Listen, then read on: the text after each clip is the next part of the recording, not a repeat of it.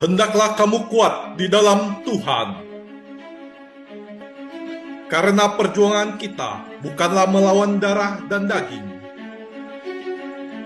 tapi melawan penguasa gelap dan roh-roh jahat di udara. Kenakanlah seluruh perlengkapan senjata Allah. Ikat pinggang kebenaran. Berbaju cirah keadilan. Kasut kerelaan memberitakan Injil. Perisai iman. Ketopong keselamatan. Pedang roh, yaitu firman Allah. Dan berjaga-jagalah dalam doa.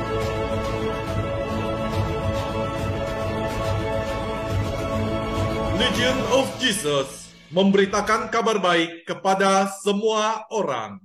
Shalom saudaraku, jumpa lagi dengan saya Fabianus Eko dalam channel Legion of Jesus memberitakan kabar baik bagi semua orang. Nah saudaraku, di dalam pertemuan kali ini PP minggu keempat dengan subtema Bumi dan isinya adalah keluarga besar dan rumah kita bersama yang diambil dari 1 Yohanes 1 ayat 2 sampai dengan 10.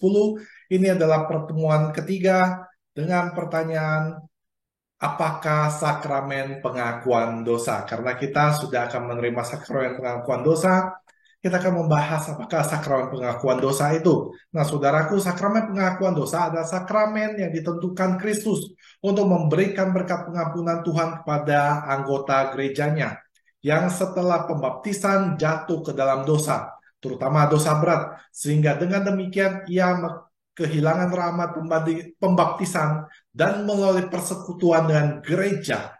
Sakramen ini memberi kesempatan orang yang berdosa untuk bertobat dan memperoleh kembali rahmat pembenaran dari Allah.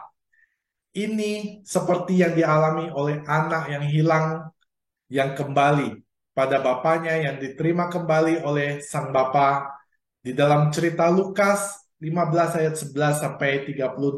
Saudara bisa membacanya kembali nanti di rumah. Nah, saudaraku, para bapak gereja menggambarkan sakramen ini sebagai papan penyelamatan kedua setelah kecelakaan kapal atau semacam sekoci. Jika kapal utama tenggelam, maka sakramen pengakuan dosa adalah sakramen yang melaluinya pendosa yang bertobat mengakui dosanya dan bermaksud memperbaikinya, serta memperoleh penghapusan dosa yang dilakukannya setelah baptis melalui absolusi yang diucapkan oleh imam. Nah, saudaraku, ada 3 ciri sakramen yang mendasar yang dimiliki oleh sakramen pengakuan dosa atau sakramen tobat ini. Yang pertama adalah memiliki tanda yang dapat ditangkap oleh indera, yaitu perkataan pengakuan dosa-dosa dari peniten dan perkataan absolusi atau pengampunan dari imam. Jadi memiliki tanda-tanda yang ditangkap oleh indera berupa pengakuan dan juga pengampunan. Yang kedua, ditentukan oleh Kristus sebagai sarana untuk pengampunan dosa. Di hari kebangkitannya, yaitu minggu malam, saat ia menampakkan diri di hadapan para rasulnya dan berkata, damai sejahtera bagi kamu. Sama seperti Bapa mengutus aku, demikian juga karena aku mengutus kamu sekarang. Yang ketiga adalah, dan sesudah berkata demikian, ia mengebusi mereka dan berkata, terimalah Roh Kudus.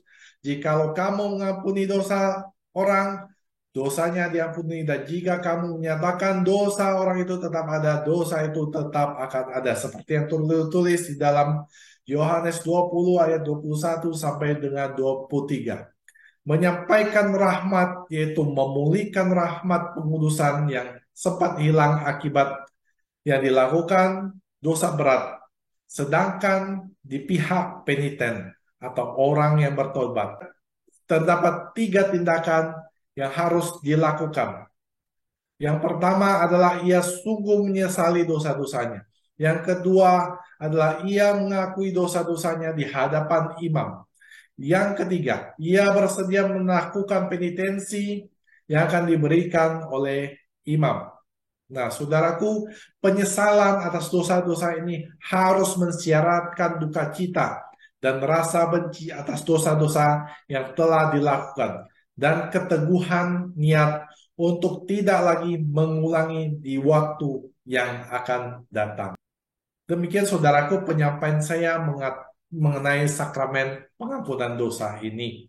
Semoga bisa menambah pengetahuan Anda, dan bila Anda merasa channel ini memberkati, Anda boleh silakan subscribe, Anda boleh silakan like, komen, dan juga bagikan ke banyak orang supaya channel ini bisa menjadi berkat bagi banyak orang dan bisa memberitakan kabar baik kepada semua orang.